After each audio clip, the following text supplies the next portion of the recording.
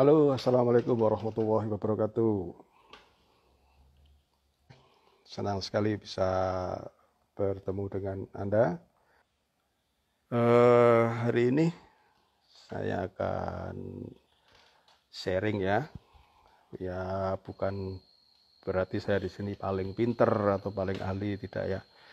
Eh, Banyak kelebihan-kelebihan dari teman-teman yang tidak saya miliki, ada kelebihan-kelebihan dari saya yang mungkin teman-teman belum miliki. Ya, sifatnya di sini kita saling berbagi, saling bersedekah ilmu. Mudah-mudahan apa yang nanti saya sharingkan di sini bisa bermanfaat untuk banyak banyak orang ya.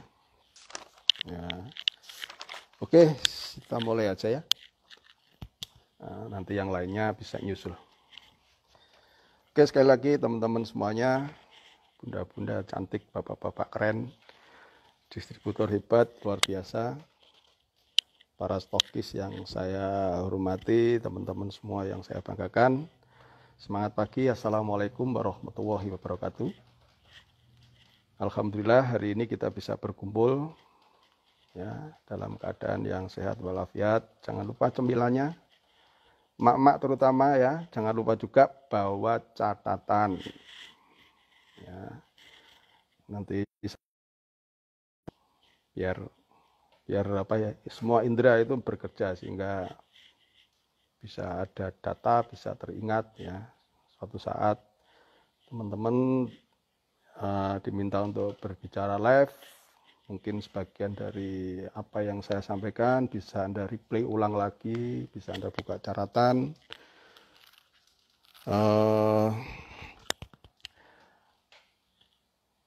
Oke, terima kasih teman-teman yang sudah bergabung.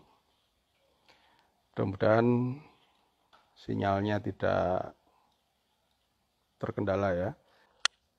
Kita mulai. Hari ini kita akan kasih apa ya temanya ya. Apa yang bisa kita lakukan berbisnis masa pandemi atau new normal. Yang pasti teman-teman semuanya dalam melihat kondisi seperti ini pasti akan terjadi perubahan-perubahan perilaku masyarakat ya, lebih khususnya perilaku konsumen yang tadinya berorientasi offline menjadi orientasi online, di mana faktor eksternal lah yang mengkondisikan, yang membuat mereka terkondisi seperti itu ya dengan adanya kebijakan pemerintah dalam hal mensikapi adanya pandemi ini.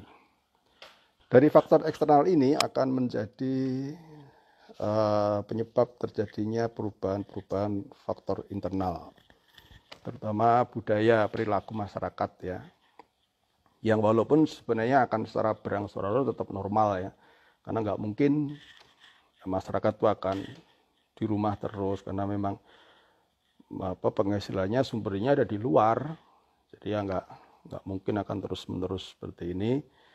Itulah yang namanya kondisi the new normal ya, normal tetapi dengan protokol-protokol yang baru yang memang kadang-kadang agak ribet. Tapi secara makro memang akan terjadi sebuah sebuah perubahan dampak yang luar biasa memang ya, karena normalnya ini tidak 100% kondisinya seperti kemarin ya. Seperti contoh teman-teman yang tadinya bisa offline, seminar NDO, seminar KDI, ya sekarang mungkin dalam waktu yang sedikit agak lama, mungkin itu sulit untuk dilakukan. Karena kalau toh misalkan ada menyelenggarakan, ya mungkin aja teman-teman ada yang takut untuk naik pesawat, takut untuk naik kereta, jadi ketakutan-ketakutan itu sudah ada di dalam pikiran bawah sadar. Jadi kalau nggak penting banget gitu, lebih baik nggak usah pergi, kan begitu. Nah, oleh karena itu teman-teman semua, adanya perubahan perilaku ini tentu harus disikapi secara positif, secara optimis. Dan justru ini jadi peluang, kalau saya melihat ini justru jadi peluang ya. Sehingga perubahan perilaku masyarakat atau market ini ya, kita harus adaptif, kita harus mengadaptasi terhadap distributor juga, perilakunya pasti akan berubah ya. Bagaimana teman-teman yang tadinya offline, yang tadinya sering mengisi di pertemuan-pertemuan, mungkin ada yang masih melakukan seperti itu, ya otomatis sekarang nggak bisa ya, nggak bisa langsung bertemu muka secara massal kepada konsumen, kepada target market, nggak bisa ya. Maka orientasinya sekarang adalah strategi bagaimana kita menjalankan bisnis secara online, walaupun pertemuan-pertemuan offline masih bisa dilakukan dengan teman-teman, dengan apen-apen yang dekat, masih bisa silaturahmi ya.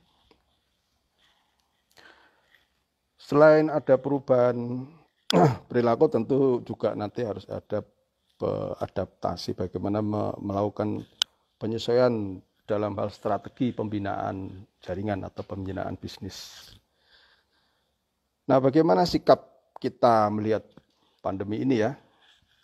Sebagian dari teman-teman ada yang optimis, ya, ada yang pesimis.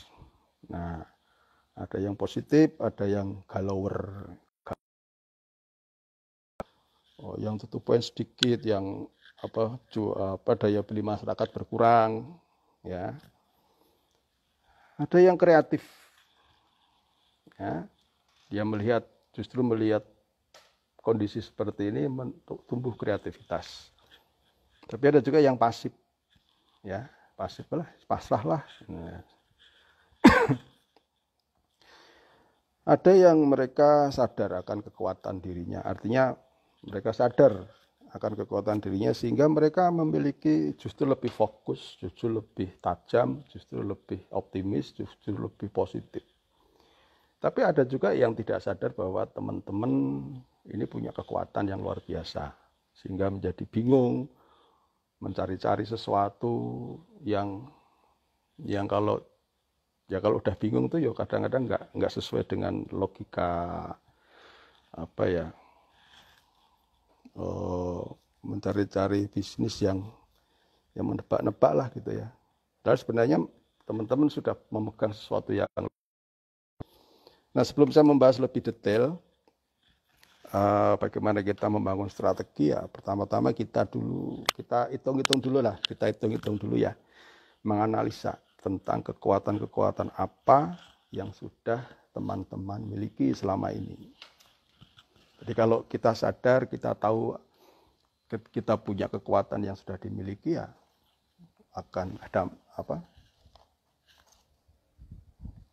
pengaruhnya adalah kepada semangat kita, dan mungkin akan lebih tajam, mungkin akan lebih terpola, akan lebih menggigit lagi dalam mengembangkan bisnis ini. Dan agar kita lebih mantap ya, lebih mantap dalam merencanakan sesuatu untuk membangun pola, melaksanakan dan menduplikasikan. Oke, kita bedah satu persatu ya. Sebelum nanti kita ngomong tentang strategi ya, agar kita tahu ya, sebelum ngomong strategi kan kita harus tahu siapa diri kita, apa yang telah teman-teman miliki ya. Pertama adalah teman-teman ini sudah memiliki aset yang berharga sekali ya, kalau dibandingkan dengan orang-orang di luar sana. Mereka-mereka yang terdampak karena kondisi ini harus menutup usahanya, harus dikeluarkan atau kena PHK, mereka sama sekali tidak memiliki aset kecuali dirinya sendiri. Mereka kebingungan mencari alternatif yang serba belum pasti. Mau mencari pekerjaan tidak gampang dalam. Nah, teman-teman dalam kondisi ini masih memiliki aset yang berharga. Nah, apa itu aset yang berharga yang sudah teman-teman miliki?